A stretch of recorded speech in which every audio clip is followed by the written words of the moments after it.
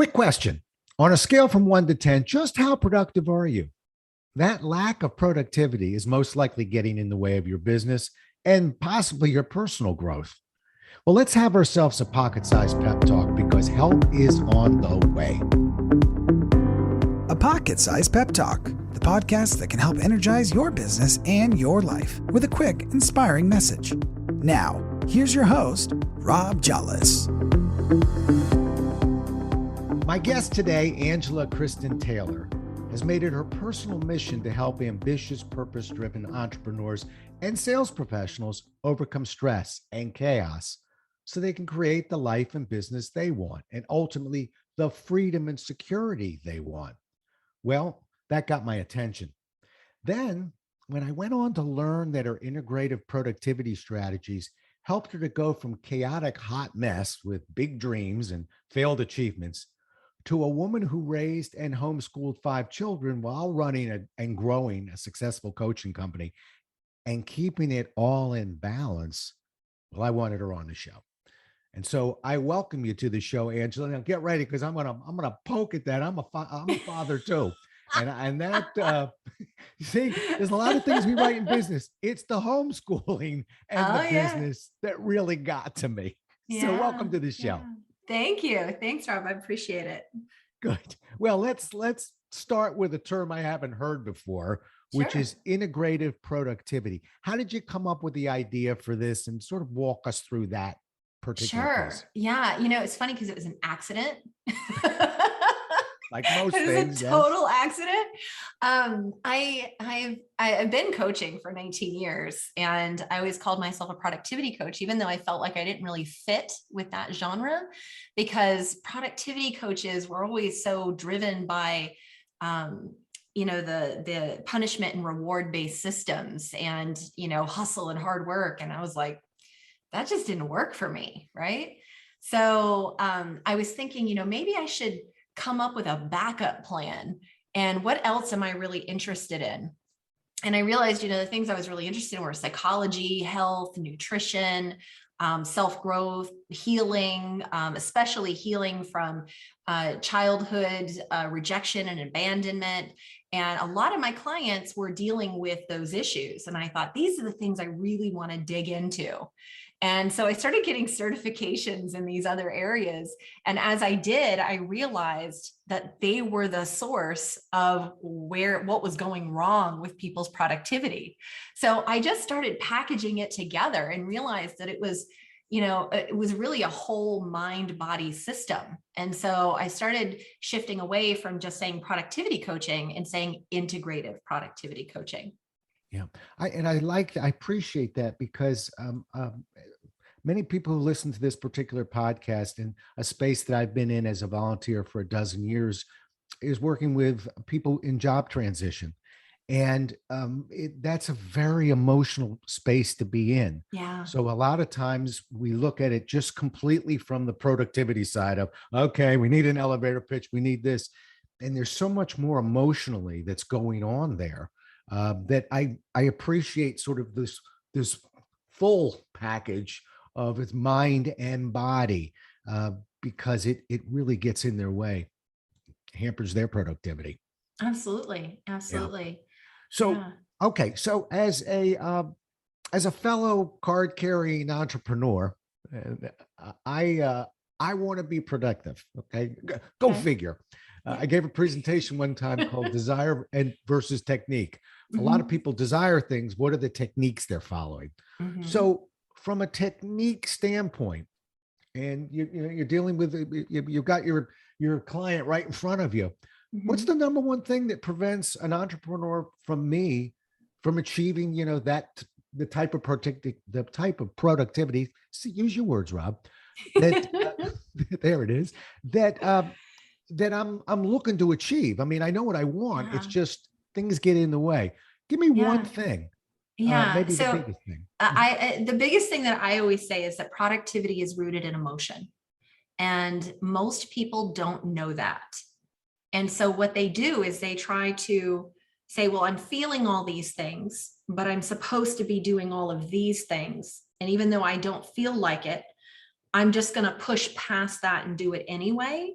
And then they end up kind of spinning their wheels, staying busy, feeling like they have just a lot of stuff in their lives, but nothing is moving them forward. So they just stay stuck, but stuck in busy, constantly busy. And it's because there's an emotional root to everything that's going on that they're not understanding, and that they're just saying, oh no, I'm not going to feel you right now. I'm not going to think about you right now. I'm not looking at you. No, I can't see you. And that is why they miss the boat on how to actually truly be productive and have it feel like just a natural flow, not something that you have to push or make happen, but just an extension of who you are naturally. Yeah. Yeah.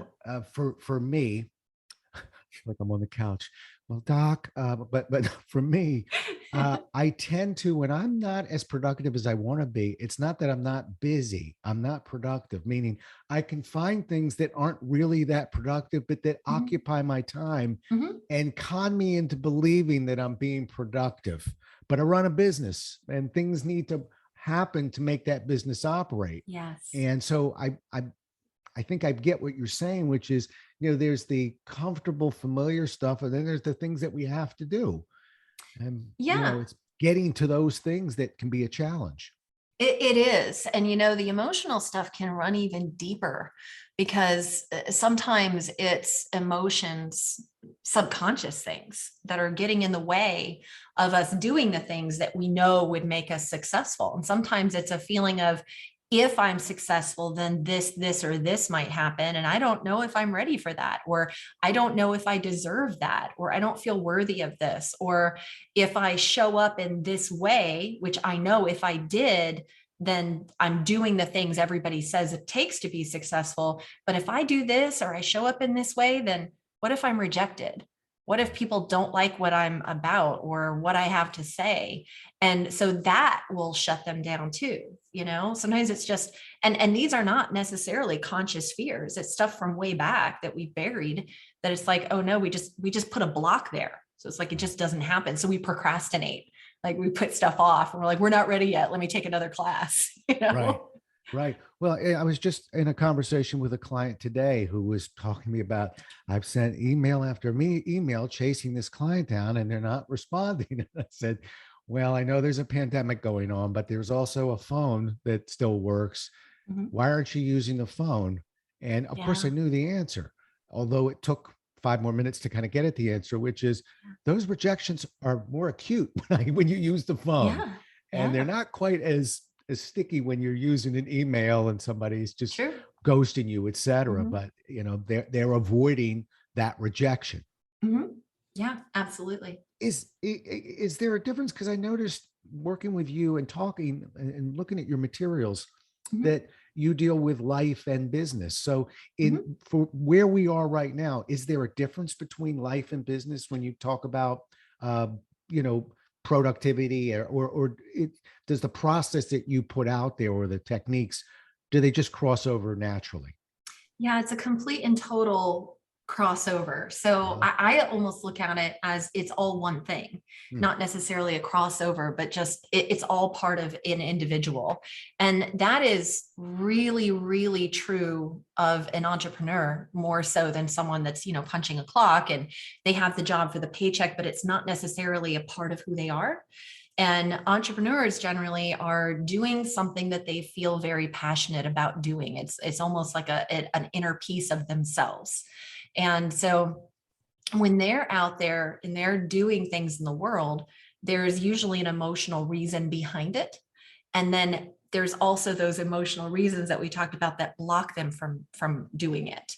And so what happens is that when if you're having a bad day, right, you don't feel good, you don't feel happy, you're feeling like you're depressed, or you're sad, or you're upset, or whatever, you're going to do what you can to comfort yourself.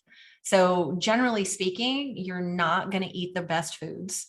You're probably not going to exercise, and you're not going to be very productive in your day. Okay. So what happens is that when we're in that space all the time, that all of those things start to tumble into each other, because if you're not eating right, then your gut microbiome is off put. And so now you're not getting the chemicals you need to your brain to help you feel happy. Now, if you're not exercising, the exact same thing happens. Mm-hmm. And then if you're not doing any of those things and you're eating bad things, then, sugar is going to take over your body. You're going to feel more sluggish. You're going to feel more tired. And then it's going to make you feel even less productive and less like getting things out there and getting things done. Right. And then when you actually sit down at your computer to do anything, you just feel tired and drained. Right. So it all feeds into itself. And when you're happy and joyful and life feels good, man, you're on fire. The ideas are flooding in and you're excited to go after things and to do things and to tackle projects. And then if you're eating right and moving your body at the same time, like all of it starts to flow. So it really is all connected. Right. I love the fact that you brought nutrition into this. Thank you. But I don't know, I hope I didn't distract you. I started smiling while you were talking because I started thinking when one of the first jobs I had that put me on the road as a corporate trainer was I would do, I can barely get this sentence out, but it makes me laugh now, but I was doing 2-day seminars on the wonders of flood insurance to claims adjusters, actuaries, and underwriters. Wonderful topic with an amazing group of audience members. But Rob, in his early-ish 20s, I had this system where every time I went to the night before, I'd find the best pizza place in town and grab a pizza and bring it back. And my logic was, I'm going to know pizza places all over the country. I'll be like an authority on pizza. What I wasn't realizing was, and then you're going to get up in the morning, you're going to speak for 8 hours and do it again the next day. What a wonderful way to wake up with what I used to refer to as a food hangover and go do your job. Well, I could get away with it at 23, 24, 25 years old. But as I got older, I began to realize that, geez, there's something that's sort of weighing me down, figuratively and literally. And so that's rather dramatic, but I began to make my clumsy association to have to be really careful when and I'm talking to road warriors here. When you're on the road, and we're going to be on the road again, you gotta one ties right into the other. And absolutely. And I'm just glad you validated that. I just lived it and just realized, well, I don't know about anybody else, but I am going to eat intelligently. And that means during the program, after the program, I've got 2.5 million miles in the air. You go up and down an airplane for your career, and you're eating foods that we don't even know. Sometimes we have food allergies, but you're eating things that for some coincidental reason don't make you feel as good. Of course, it pushes into everything. But that's interesting to me. I feel like I could do just a conversation about nutrition here, but I want to keep, let's stay right and nimble. Sure. Okay. So let's go to the real world. And I guess I'm giving you my real world clumsy Rob knows a pizza in every town story. Sure. Sounds like a book title, I got to tell you. But give me an example. Okay, so what was a challenging experience that either you had or a business client, a coaching client that you've worked through, where you took this methodology and either you or that client were able to overcome it? Yeah. So I could give you tons of examples, but I think that the example that I had was probably the most dramatic. And the reason why is because it's really what instigated this whole thing, really. And so, one of the things that you talked about in the intro was about how I, raised and homeschooled 5 kids. And, at the time, it was funny because I spent, my first 2 kids were from my first husband, and he was bipolar, and we had a very toxic relationship, just in the sense of I was always trying to make him feel better and never could. So I felt like this big failure, right? And especially as a coach, I was a coach and couldn't help my own husband. And then, so I left him and I had 2 kids. I was a single mom for 6 years. And that was a really big struggle time period for me, where I was doing a lot of self-growth and healing and still coaching at the same time. So it was just a very complicated, complex time period in my life where I did a lot of growing, and I didn't have the money to be able to go and get coaches or therapists or something at that point. So I was just, listening and reading everything I could that was free, and digesting it, absorbing it, feeding it into my experience, relating things back to my childhood experiences and how things had happened. And then, so when I met my current husband, and he had 2 kids of his own from a previous marriage. And so I went from single mom with 2 kids to married mom, blended family with 4 kids and 2 dogs. It was just a whole nother level of chaos for me. And so I had to figure out how to make it work. And what happened also was we had different things happen with the kids at school all at once, where we made a decision to pull them out of school and start homeschooling them. And so because I was working from home, now I had a 5-bedroom house to take care of. I had 4 kids to raise. I had 4 kids to homeschool, and I was coaching 40 clients and teaching 3 classes a week.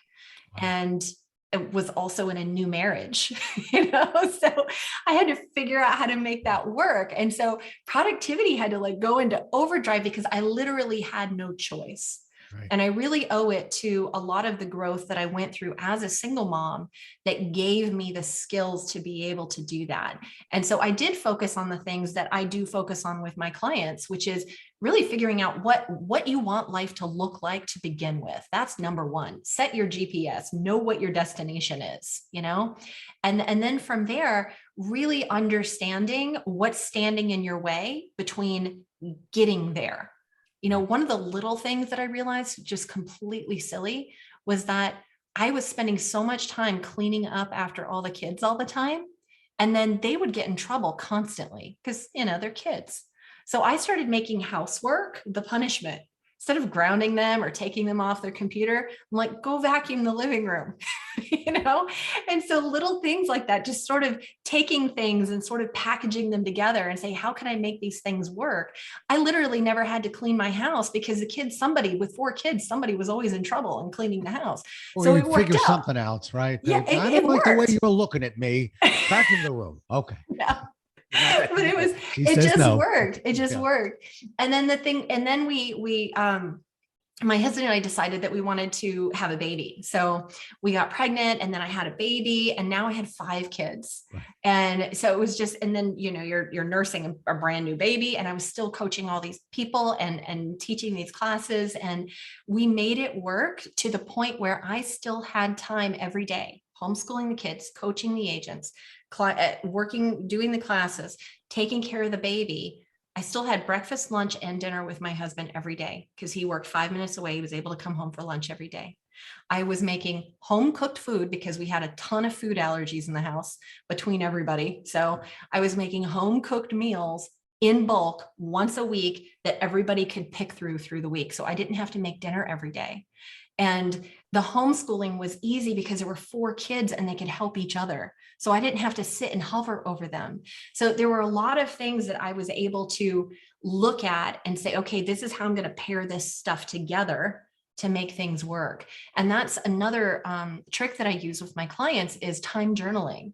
So instead of, tracking your time from here, let me manage my time by looking at it in time blocking. You got to figure out how you're using your time now before you're able to do that. And then looking at it, analyzing it and say, okay, where can I save time? What do I need to eliminate completely? And not just tracking your time, but how you feel during different parts of your day so that you know how to really create a schedule that works for you. And you call that time journaling? Time journaling. Yeah. Like you would keep a food journal if you're dieting or something, you're trying to figure out what you're allergic to. Right. So keep a time journal. Yeah. Figure out how you're using your time. Well, I saw a trademark appear on one of your materials. I would grab that one too. I think that's a really interesting. Thank you. I'm a words guy. So when I hear words that trigger thoughts and I may not have it completely right, but it immediately makes me somewhat understand what it is you're asking of me. I want to own those words. So nobody get those. You may look in a month, but I like that. And I'm a journaling person. I've got over 2,000 pages of journaling, but I don't Wow. time Mhm. journal. Yeah. And I think that's, I journal to figure things out, Mhm. but I'm not figuring out what you want me to figure out because I'm not really going after the time element. Yeah. I like that. Yeah. It Yeah, works really well. It really yeah. does. Uh, Yeah. yeah, I mean, I was meeting with a financial advisor a couple weeks ago. We were trying to figure out certain things, and Mhm. I wanted to, like most clients, drive to the solution. Tell me what to do. Where's the Mhm. solution? And he happens to be good at what he does, sort of what you're doing right now. And he said, I don't want to work on the solution.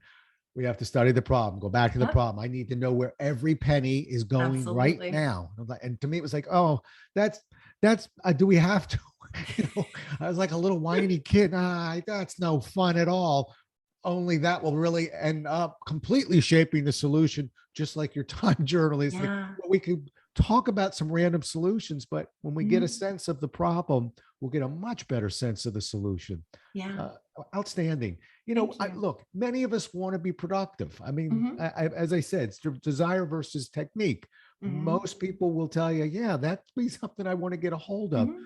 But often we don't know that we're not as productive. In training, we refer to that as sometimes being unconsciously incompetent. In other words, Mhm. we don't know that we don't know. Yeah. So you describe something called the clutter cycle, and Yeah. Uh-huh. so I'm curious from an unconscious, incompetent standpoint.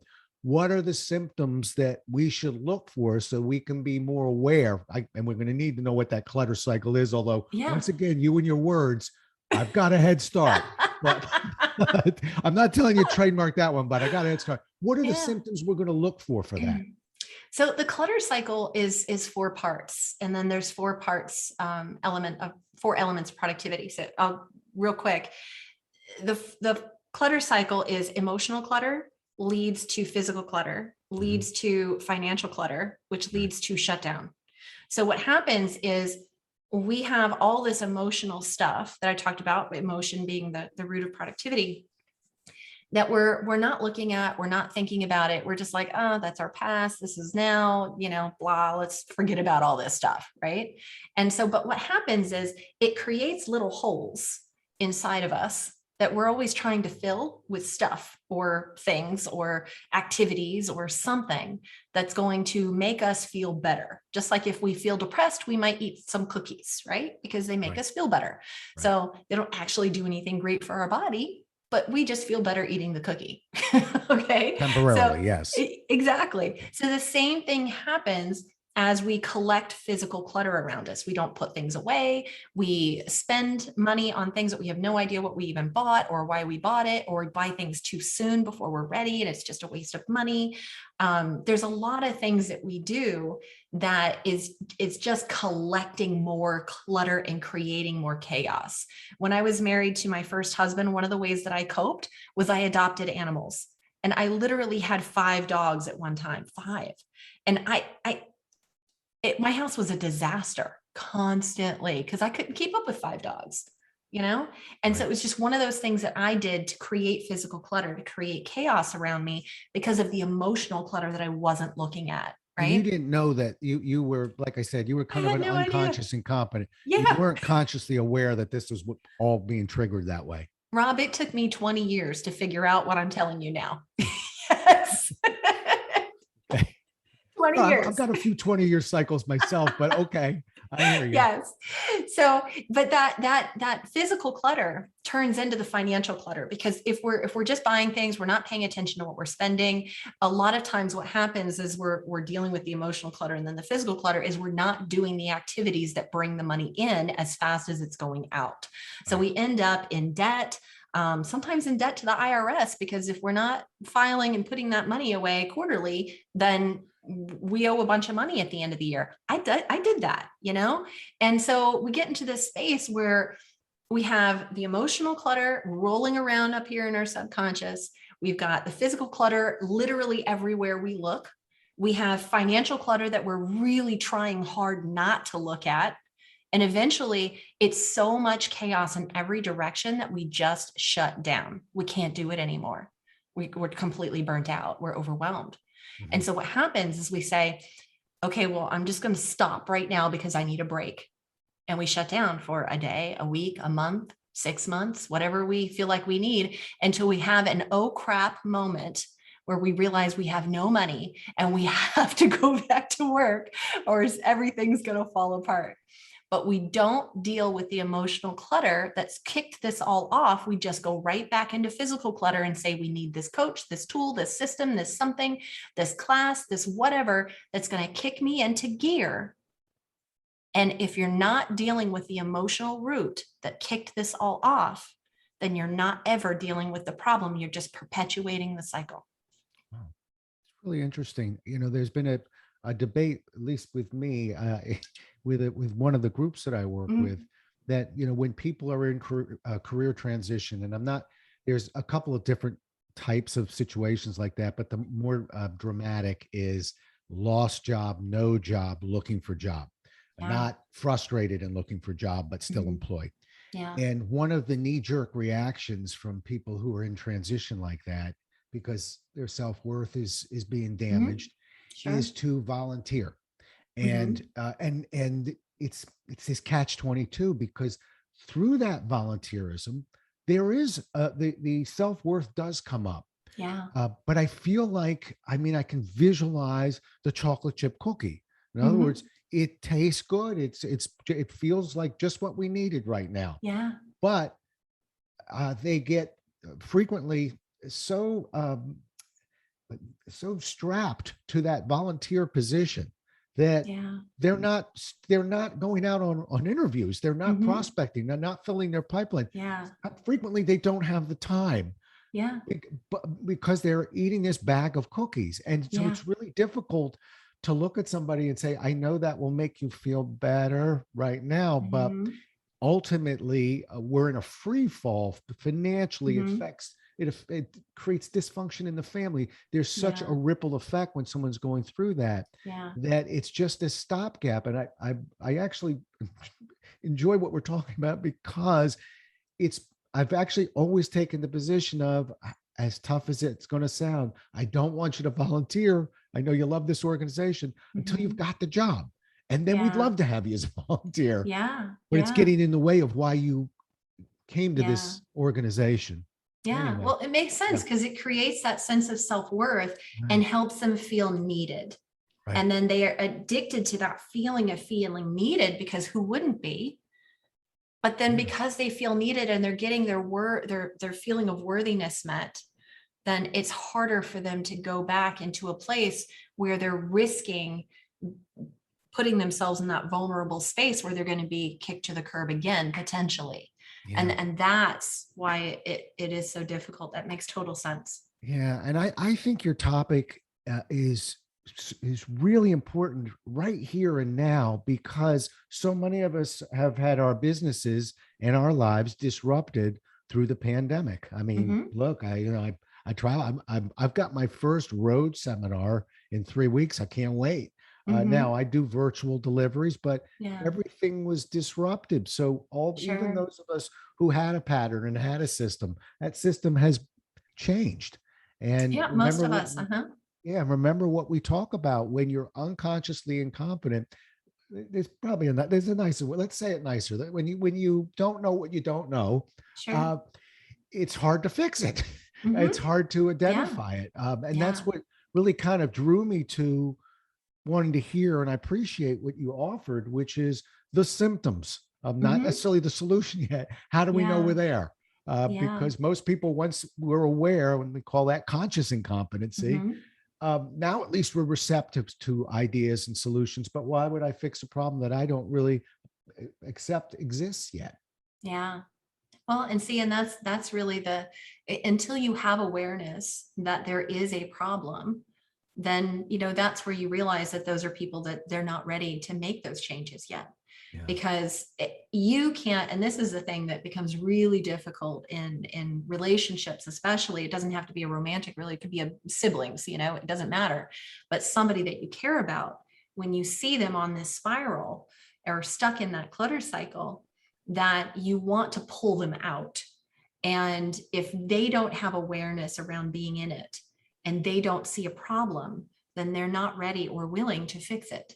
Right. And it's hard to point out to that person that they have a problem if they're in avoidance. Yes. So There's a term we use in the sales training industry, which is you never call a client's baby ugly.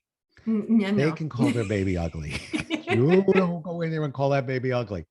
And No. it's something I've sort of lived with. So I'm always Mhm. very careful. Look, I would probably wouldn't be having this coaching call or this Mhm. conversation or meeting with this client if Mhm. everything was perfect.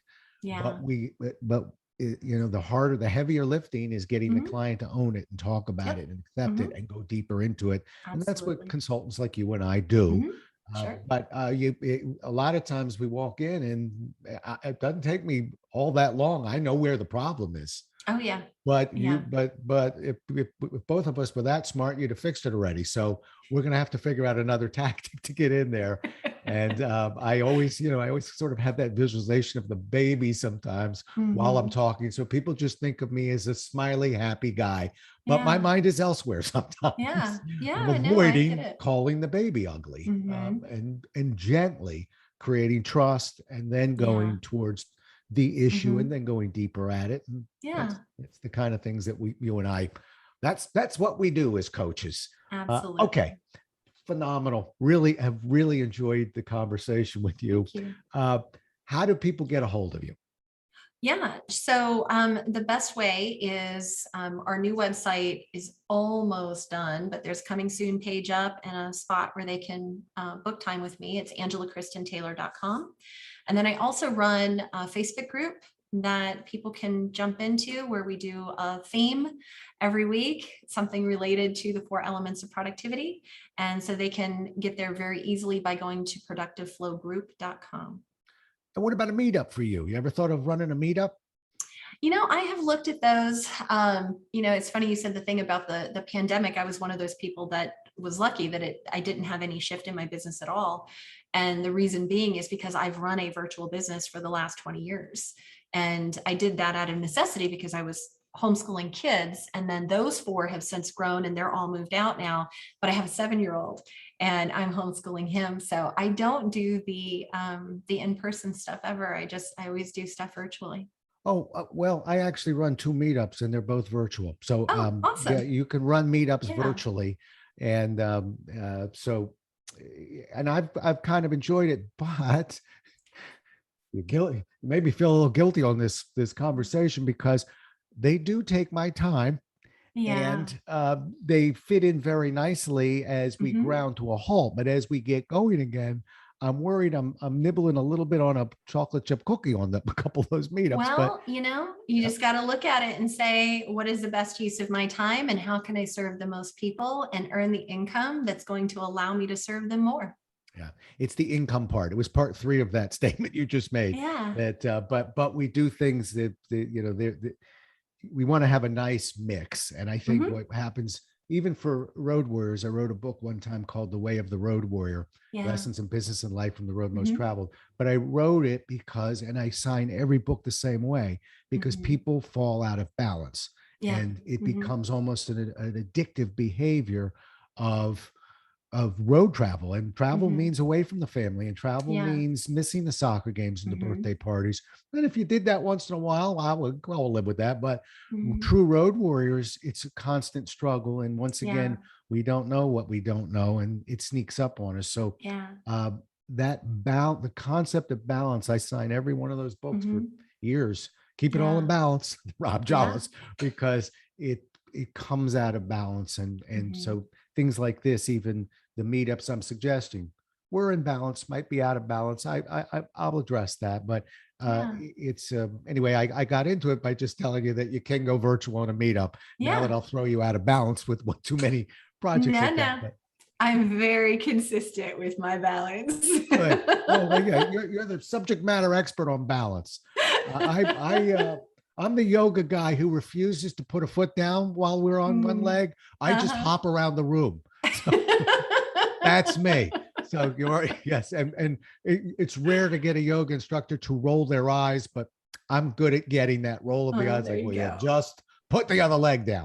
Anyway, all right.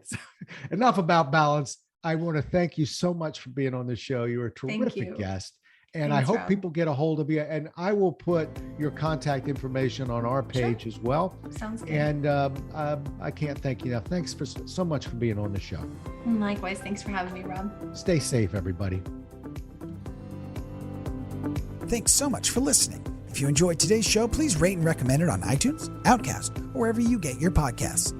You can also get more information on this show and Rob at jollis.com.